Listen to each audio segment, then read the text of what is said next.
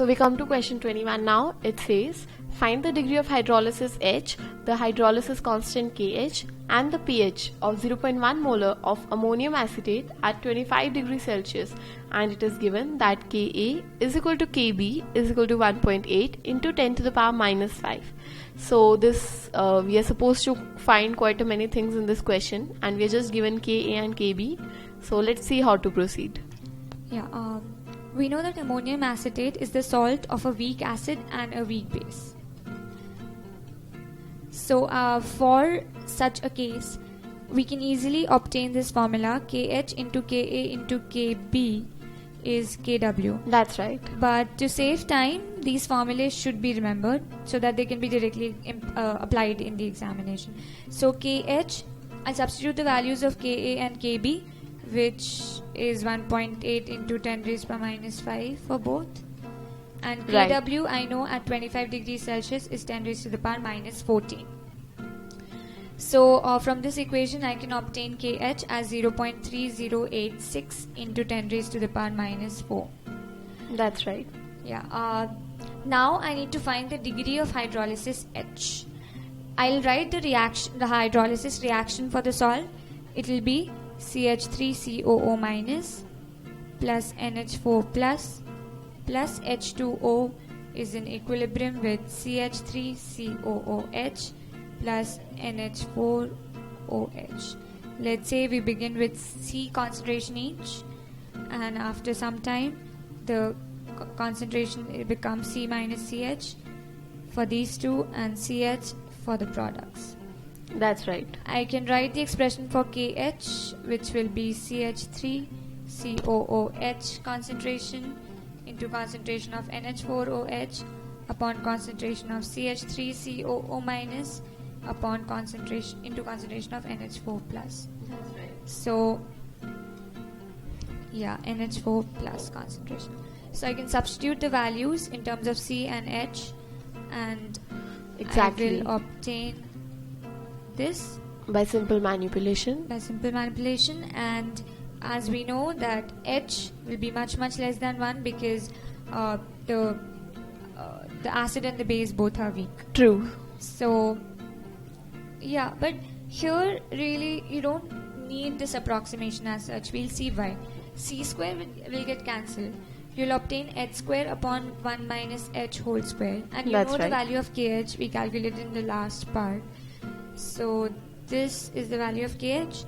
So you can just take the square root H into 1 minus H, and this will be 0.555 square root of this number. So now if you solve this, you can easily find the value of H, the degree of hydrolysis, which will be 0.3569. That's right. And we Now- also see that it is not less than 1. So anyways that approximation wouldn't have come to be right. Yeah. So you need to see in which case the approximation Exactly. is useful. In some cases, it might lead to incorrect answers. We just check the answer by using the approximation.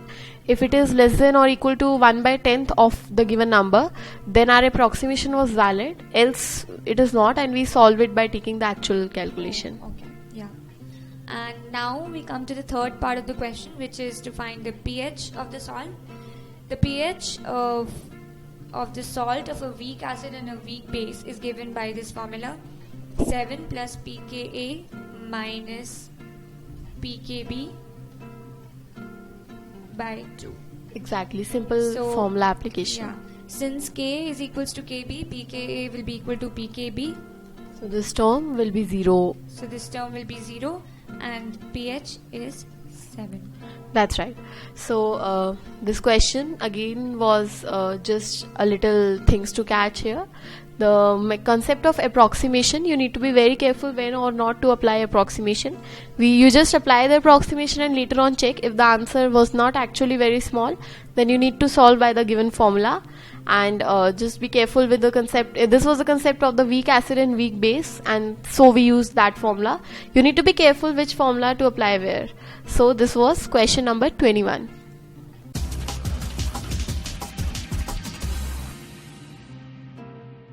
So, question 22 says the Ksp of Ag2CrO4 is 1.1 into 10 to the power minus 2 at 298 Kelvin.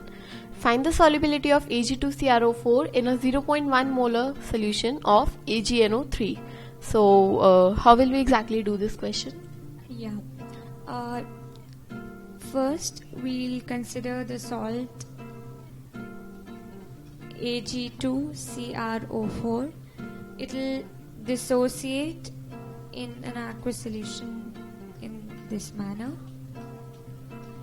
So yeah, now when I need to write I know the Ksp, the solubility product of Ag2CrO4 is 1.1 into 10 raised to the power minus 2. And if I take the solubility as S, then the concentration of these two ions will be 2S and S respectively.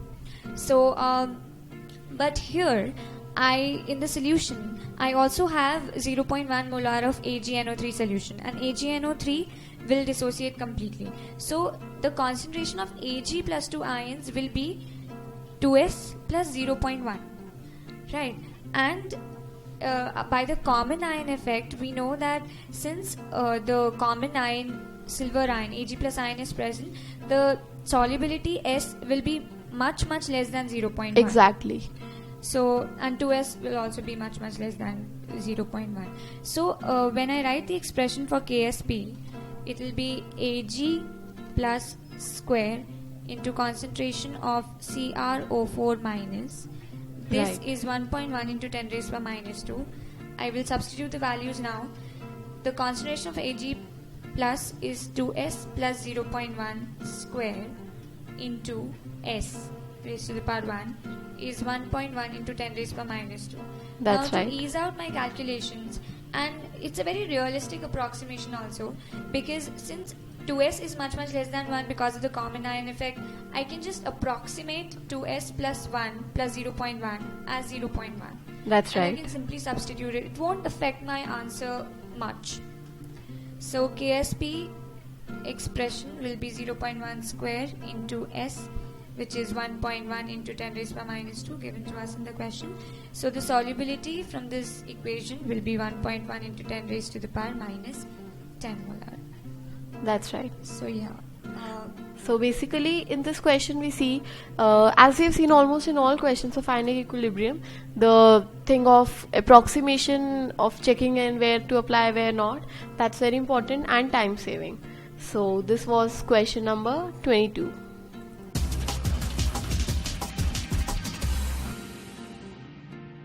So question 23 says, if 0.01 molar of CH3COOH and 0.01 molar of NaOH are taken, find the pH at equivalence point. The pKa of CH3COOH is given to be 4.74. So the equivalence point of an acid-base neutralization reaction is when the equivalence of acids is equals to the number of equivalents of base. That's right. Now here, due to hydrolysis, the solution will be basic, right? So for let's say a solution of a strong acid and a strong base, the equivalence point and the neutralization point will be same.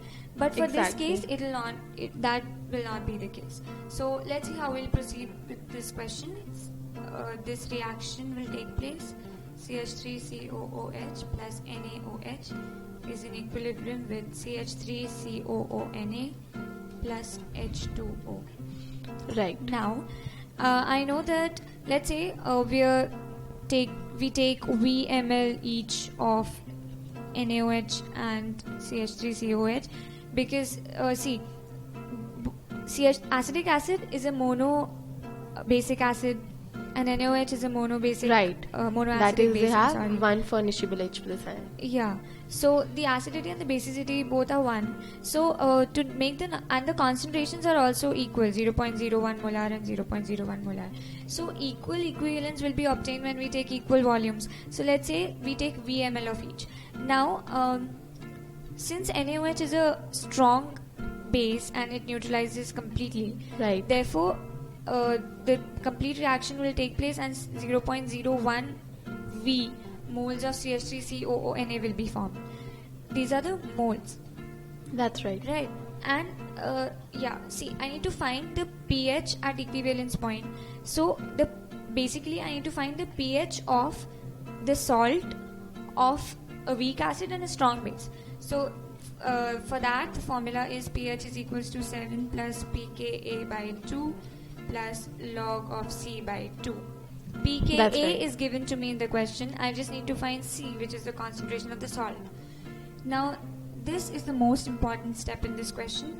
The concentration will be the number of moles, which is 0.01 V, upon the total volume, which is 2V, because I've added V ml each of NaOH and acetic acid. That is very important here. Generally, people forget to change the volume. Yeah. So now the volume adds up and becomes 2V. VV cancels out and C is 0.005 molar.